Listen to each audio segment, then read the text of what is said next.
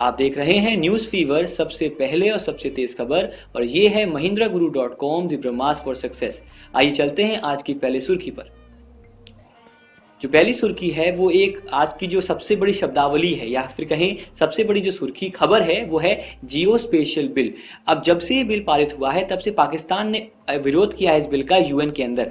उसने कहा है कि ये जो बिल है ये बात करता है ऐसे रूल्स की जो कि मैप स्ट्रक्चरिंग में देश की जो एक टोटल स्ट्रक्चरिंग है मैप पे या फिर डिफरेंट चार्ट्स पे वो फिक्स करने की। यहाँ पर एक अहम पहलू ये है कि अगर कोई इंसान, कोई व्यक्ति या कोई संस्था या कोई देश ऐसा कोई हरकत करता है जिससे इंडिया को लगे कि उसने सही डिस्क्रिप्शन नहीं दिया है भारत के मैप का या भारत के स्ट्रक्चर का, तो उस पर पेनल्टी भी लग सकती है। पाकिस्तान का पोजीशन ये है कि कहीं ना कहीं जम्मू कश्मीर का अगर डिस्क्रिप्शन मैप के अंदर है तो उनके हिसाब से गलत है, तो वो नहीं चाहते हैं कि ऐसा बिल यूएन के अंदर पास किया जाए। यहां पर विकास स्वरूप ने भी एक स्टेटमेंट दिया है कि पाकिस्तान या किसी और के पास हक नहीं है कि वो इस मैटर में बातचीत करे।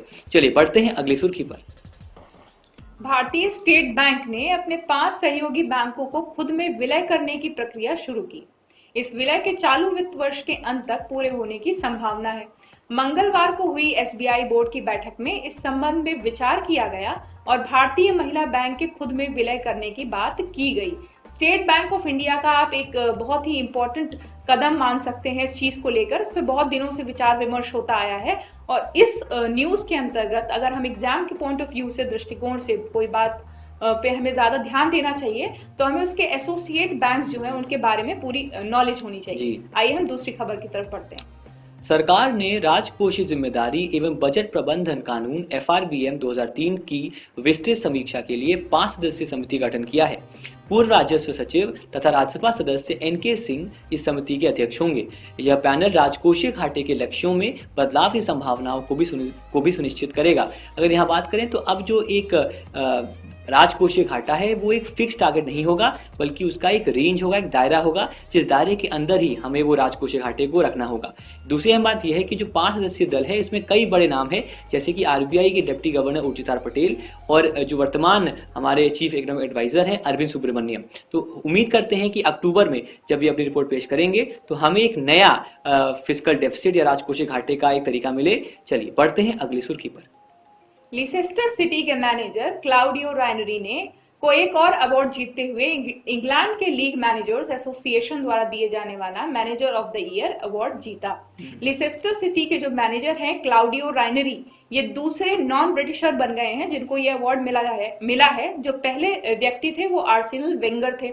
मिस्टर क्लाउडियो राइनरी इटली देश से बिलोंग करते हैं। इन दोनों पॉइंट्स पर आप अपनी महत्वपूर्ण दृष्टि बनाए रखें, हो सकता है ये आपके आने वाले एग्जाम्स में पूछा जा सकता है। आइए बढ़ते हैं दूसरी न्यूज की तरफ।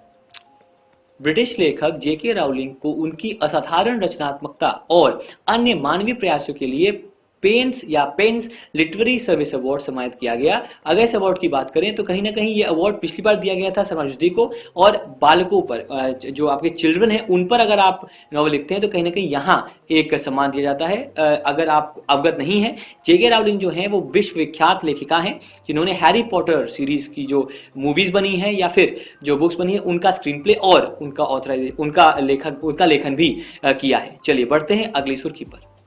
जेके रॉलिंग के बाद महिला सशक्तिकरण में एक दूसरा उदाहरण जुड़ गया है राजनीतिज्ञ स्वाति दांडेकर के रूप में, जिन्हें अमेरिका सीनेट ने भारतीय अमेरिकी राजनीतिज्ञ को एशियाई विकास बैंक के कार्यकारी निदेशक पद के लिए नामित किया। वह रॉबर्ट एम ओर का स्थान लेंगी जो कि 2010 से इस पद पर हैं।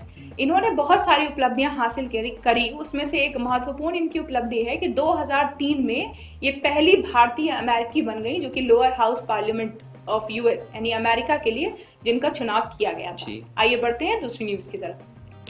करदाताओं की शिकायतों का जल्दी निपटारा सुनिश्चित करने के लिए आयकर विभाग ने ई निवारण नाम से एक विशेष इलेक्ट्रॉनिक शिकायत निवारण प्रणाली शुरू की है। कहीं ना कहीं जो एक टैक्स को लेकर दिक्कत आती है, टैक्स अधिक आ गया है या फिर टैक्स रिपोर्ट में दिक्कतें हैं, वो इस ई निवारण के जरिए सॉल्व हो पाएंगी। यहाँ एक और अहम बात यह है कि सवाल सिंपल सा बन सकता है कि निम्नलिखित में से कौन सा एक ऐसा ऐप या फिर एक ऐसी सुविधा दी गई है जिससे कि निपटारा हो पाएगा टैक्स शिकायतों का। तो उसका उत्तर होगा ई निवारण। ऑप्शन में कई सारे हो सकते हैं, ई समीक्षा, ई समाधान, पर जो उत्तर होगा वो होगा ई निवारण। चलिए बढ़ते हैं अगली सुर्खी पर। रतन टाटा जो कि अपने बहुत सारे ऐसे प्रयास करते हैं, अपने बिजनेस ऐसे स्टार्ट कुछ करते हैं जो कि भारत के उत्थान के लिए भी होता है। उन्होंने अपने एक नए निवेश को एम अर्जेंसी इंक नाम की कंपनी में उन्होंने वहां पर उसका उपयोग किया है। और इसके बारे में पूरी जानकारी ये है कि भारतीय स्टार्टअप में अपने निवेश को जारी रखते हुए टाटा सन्स के चेयरमैन रतन टाटा अब सैन फ्रांसिस्को आधारित चिकित्सा आपातकालीन प्रक्रिया स्टार्टअप इमरजेंसी इंक में एक अज्ञात राशि का निवेश किए हैं, जिसका यानी कि ऐसी राशि जिसका खुलासा अभी तक नहीं हुआ है। अब हम बढ़ते हैं दूसरी न्यूज की तरफ। इसी के साथ हम आज की सुर्खियों का अंत करते हैं। उम्मीद करते हैं कि ये जो सुर्खियां जो हमने कई पेपर्स से छाट कर यहाँ पर लिखी हैं वह क्वेश्चनों के माध्यम से, प्रश्नों के माध्यम से आपको इम्तिहान में मिले। याद रखिए आज आखिरी तारीख है फ्री सब्सक्रिप्शन करने की हमारे जो चैनल की। हो सकता है आगे चलकर कुछ जो वीडियोस हैं वो पेड हो जाएं। इसी के साथ आपकी सफलता में ही हमारी सफलता। धन्यवाद।